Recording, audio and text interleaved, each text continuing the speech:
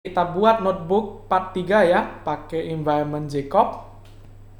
Ini nanti sebenarnya nggak kita run gitu, tapi Wira suka ngetiknya di Jupyter, soalnya Jupyter autocomplete-nya nyaman gitu. Tapi tetap kita nanti runningnya mungkin pakai Google Colab ya, karena butuh GPU di laptop Wira, nggak ada GPU soalnya. Part 3, transfer learning with PyTorch. Oke. Wira ini cuman supaya nggak bingung aja untuk orang yang nonton video. Ini versi yang Wira pakai itu adalah 111. Oke, import numpy snp, import matplotlib.pyplot as plt.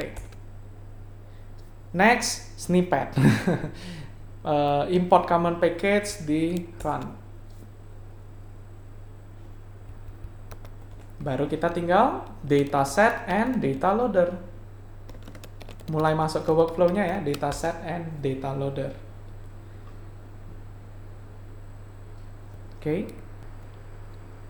Oke, kita lanjut dulu.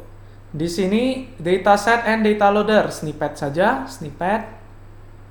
Kita pilih yang Torch Vision Image Folder gitu. Oke, Torch Vision Image Folder. Ini. Jadi kita akan ada folder image, terus kita tentu harus ada data pipeline-nya ya, transformasi gitu. Oke, batch size-nya kita pakai 64 aja dulu, 64. Crop size-nya hampir semua arsitektur yang populer tadi, image dataset ImageNet itu pakai ukuran 224. Gitu. Jadi di sini biasa nge-crop kan terserah kita ya. Sekarang nggak boleh terserah lagi. Kita harus pakai sesuai pre-train modelnya. Kayaknya ingat? Tadi dari gambarnya aja udah clear ya. Ini ekstraktornya ini kan nggak kita sentuh ya, nggak kita ganti. Artinya apa? Inputnya itu harus sama. Inputnya harus 224 kali 224. Oke.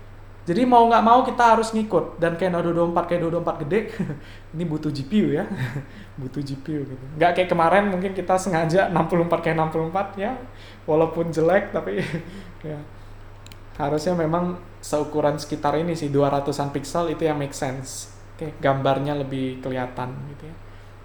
Oke, kita nanti mau pakai arsitektur MobileNet V2 aja ya, gitu. MobileNet V2 gitu. Sehingga hal yang menarik, MobileNet V2 ini, kalau kita baca di arsitektur MobileNet V2 ini, dia ada cerita nih, inputnya harus berwarna. Jadi NCHW di mana channelnya 3 kali H kali W. Apakah data kita sudah 3 channel berwarna? Yes, nanti data kita adalah image berwarna, jadi ini sudah terpenuhi. Ingat ya, namanya kalau kita mau pakai model orang, kita harus ikutin aturan orang. Gitu. Aturan saat model itu di-train. Gitu. Oke. Terus ini, di mana H kali W-nya diekspektasikan at least 224 tuh ya, 224. Gitu. Oke. Jadi kita harus ngikut, ukurannya adalah 224. Image-nya juga harus di-load pada range 0 sampai 1. Nggak usah takut, PyTorch sudah handle itu. Oke, PyTorch sudah handle itu. Dan hal yang menarik adalah, ternyata pada saat dia nge-train data ImageNet, dia melakukan normalisasi. Oke, standard scaling. Di mana rata-rata dari red, green, blue-nya, RGB-nya adalah ini. Ini adalah rata-rata dari pixel RGB-nya ImageNet sama ini. Ini adalah standar deviasinya. Gitu. Oke, berarti di data kita, walaupun data kita berwarna dan lain-lain, tetap harus kita scaling sesuai dengan ini. Kenapa? Karena feature ekstraktor kita mengenal range warna dalam kondisi yang sudah di-scale gitu. Again, pakai tools orang artinya ngikutin aturan orang gitu ya. Kita nggak boleh se-fleksibel kita lagi gitu. Sehingga ini biasa ada satu step tambahan setelah jadiin tensor. Tensornya dinormalisasi pakai angka magic tadi. 0,485, 456, 406 gitu. Ini cuman itu ya, rata-rata dan standar deviasi ImageNet gitu. Karena memang ini di-train ke ImageNet. Jadi udah tinggal copy. Silakan di copy. Oops, teman-teman nggak buka link itu, jadi Wira kasih ke code file. Silakan di copy. Dan kita gantikan aja ini test transform, diganti pakai ini gitu. Oke. Dan ini persis seperti yang kemarin Wira ajarin, hanya di resize dulu baru di crop. Center crop. Setelah di crop baru jadiin tensor, cuman kali ini ada step tambahan, jangan lupa di normalisasi.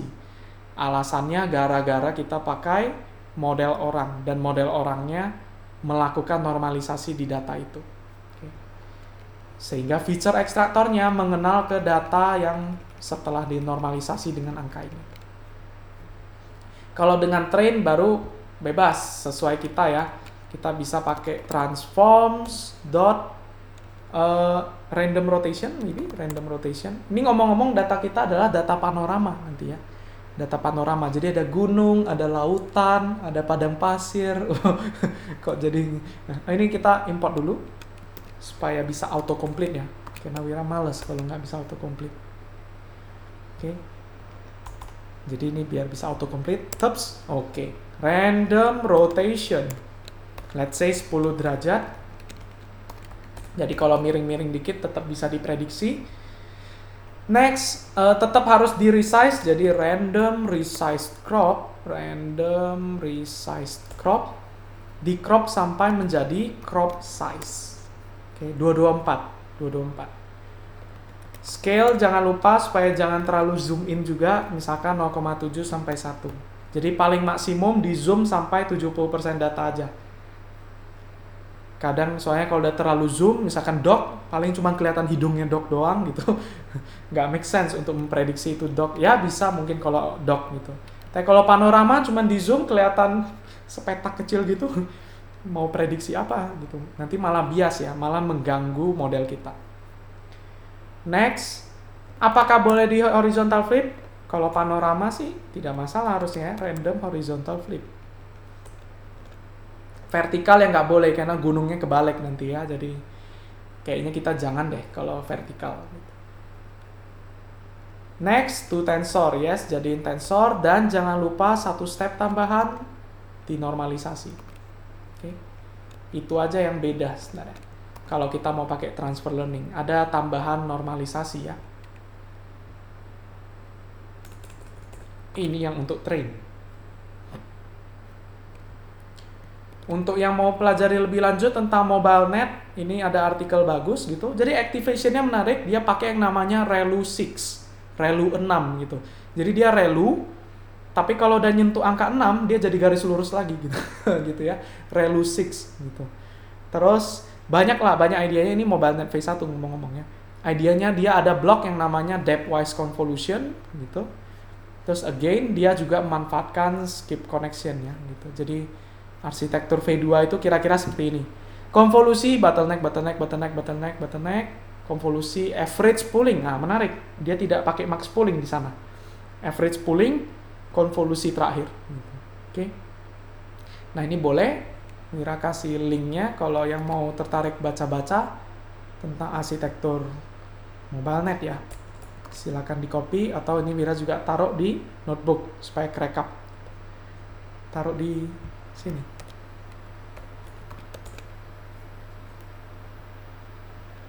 Referensi MobileNet. Oke. Next, panorama yang kali ini Wira sengaja kasih case baru karena kalau kita case yang sama-sama melulu udah bisa gitu ya, udah gampang gitu. Jadi Wira sengaja kasih case yang baru. Wira kasih multi-label dataset, multi-label classification. Masih ingat nggak bedanya multi-class sama multi-label? Wira pernah singgung ya. Multi-class itu kalau misalkan ada gambar kucing gede, tapi dia lagi makan ikan, misalkan ikannya di sini gitu, oke, ikan, maka diprediksi tetap cuma salah satunya ya, cat atau fish atau dog. Karena datasetnya itu selalu kayak gitu, X besar terus Y kecil. Y kecilnya cuma itu, cat atau fish atau cat atau dog gitu ya. Jadi ini yang namanya adalah multi-class. Oke, multi-class Kita bisa lihat ini multiclass ya, 123, tapi cuman satu label. Oke, Y-nya ini cuma satu. Sehingga prediksinya itu cuma salah satu, walaupun di sini ada ikan di mulut kucingnya, tapi tetap pasti cat-nya yang 90%, fish-nya mungkin 8%, dog-nya 2%. Total 100%. Oke. Maka ini yang namanya multiclass ya. Di paling belakang pasti kita pakai softmax. Oke. Makanya totalnya 100%. Tapi idealnya kita pakai log softmax ya, ingat, karena angka desimal yang terlalu kecil itu bahaya bagi komputer. Jadi kita di logaritmikkan. Gitu. Itu akan meningkatkan robustness ya, lebih stabil. Ini namanya multiclass ya, multiclass. Tapi kalau multilabel beda, multilabel. Multilabel itu kalau kita punya ada cat di sini, terus di sini ada gambar dog juga. Wira nggak tahu cara gambar dog. Ya udah deh, Wira gambar ikan aja deh. Ikan, gini. Oke. Maka kita boleh lebih dari satu label ya. Ini prediksinya nanti ini adalah cat dan fish. Tidak ada dog gitu. Karena kenapa? Kali ini sekarang masing-masing dari labelnya ada probability masing-masing ya. Cat, fish, dog. Ini nanti probability-nya 90%. Fish juga karena ada 90%. Dog-nya nggak ada, mungkin 2%. Gitu. Oke? Artinya apa? Masing-masing dari ini nanti ada sigmoid mereka masing-masing. Makanya ini nanti kita nggak lagi pakai softmax, kita pakainya adalah BCE loss ya, binary cross entropy. Oke, pakai BCE loss. Dari segi datanya juga jadi agak beda ya, multi-label. Kita ada X besar, tapi sekarang Y kecilnya banyak ya, ada Y untuk cat, ada Y untuk fish, ada Y untuk dog. Makanya namanya jadi multi-label ya, labelnya aja ada 3 di sini. Gitu, oke? Multi-label dataset. Kalau ada cat, yes. Ada fish, yes. Ada dog, tidak. 110. Gitu. Kalau nggak ada 3-3-nya, 000. Kalau cuma ada si dog, 001. Ada dog dan fish, 011. Gitu ya. Sehingga nanti dataset kita agak berbeda. Wira akan tunjukkan kira-kira dataset kita tampilannya seperti ini. Oke. Jadi format foldernya, again, karena kalau yang udah spesifik kayak gini, ini nggak disediakan sama PyTorch. Oke.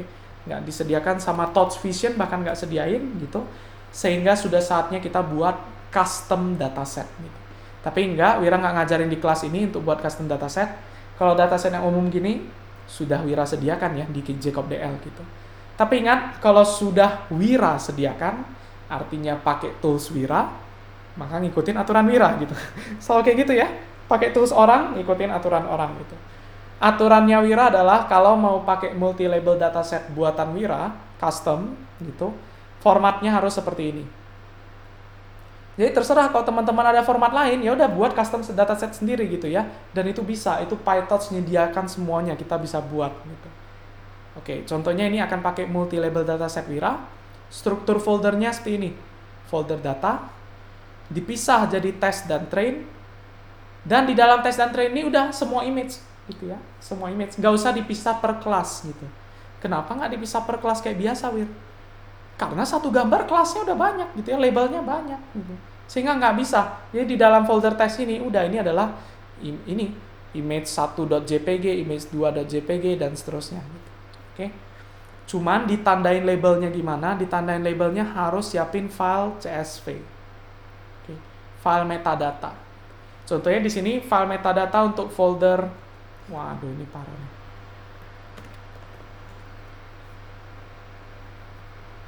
Oke, file metadata untuk folder train ini Wira namain train label.csv gitu ya, train label.csv. Kira-kira filenya nanti seperti ini nih. Ada kolom nama file. Oke, ada file name-nya. Dan file name ini labelnya apa? Di sini nanti dataset panorama kita ada padang pasir, ada gunung, ada lautan, apakah sedang senja kah, sunset, sama apakah ada pohon-pohonan gitu. Kita bisa lihat di sini bahwa gambar 1931.jpg hanya ada pohon-pohonan. Tapi namanya multi-label bisa lebih dari satu ya. Contoh, di sini ada 1600.jpg. Ini adalah gambar lautan plus sunset. Ya, ada laut, ada sunset juga. Jadi multi-label ya, multi-label gitu. Ini contoh gambarnya, Wira ada siapin di sini.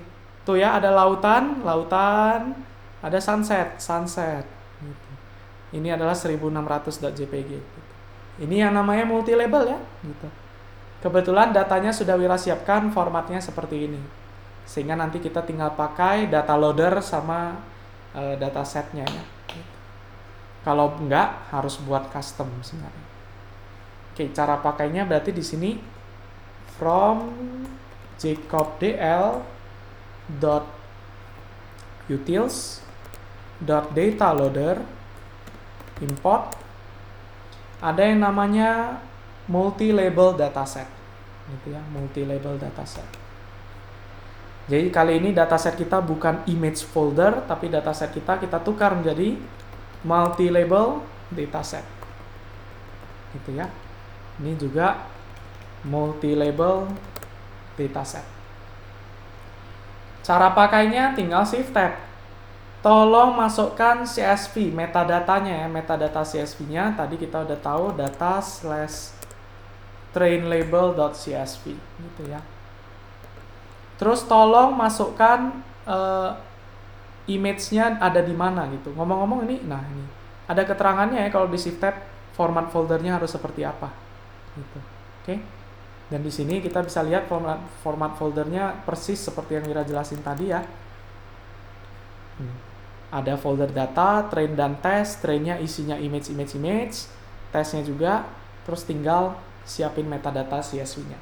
Format CSV-nya kayak yang tadi, file name, label 1, label 2, label 3, 0101. Oke, image data berarti data/train, gitu aja ya. Transformasi, yes, gitu. Sama ada kolom satu lagi namanya adalah file name call gitu. File name call itu maksudnya ini nih. Nama filenya ini, nama kolomnya teman-teman namain apa? Karena lagi-lagi metadata kan terserah teman-teman ya gitu. Jadi input aja nama kolom ini. Kebetulan nama kolomnya adalah fname ya. Jadi default sama. Oke, jadi seperti itu saja. Ini juga tinggal data/test label, data/test gitu. Oke. Dataset and data loader. Jadi formatnya tetap sama. Kalau teman-teman yang jago data engineering sendiri boleh silakan gitu ya. Nanti mungkin materi bonus Wira bisa ngajarin custom dataset ya buat ini. Cuman kalau mau ngebuat ini berarti ya itu. Ini di balik layarnya apa? Data engineering ya. Dari data A menjadi data B. Shuffle, yes, Wira mau shuffle aja. Udah, ini udah cukup. Silakan kalau yang mau copy. Ini mungkin Wira nggak pakai 256 ya. Wira mungkin mau lebih kecil lagi. Wira suka yang agak deket sama gambar yang nanti di cropnya. Let's say Wira 230. Silakan di copy ke ini kalau teman-teman mau copy di code file ya, silakan.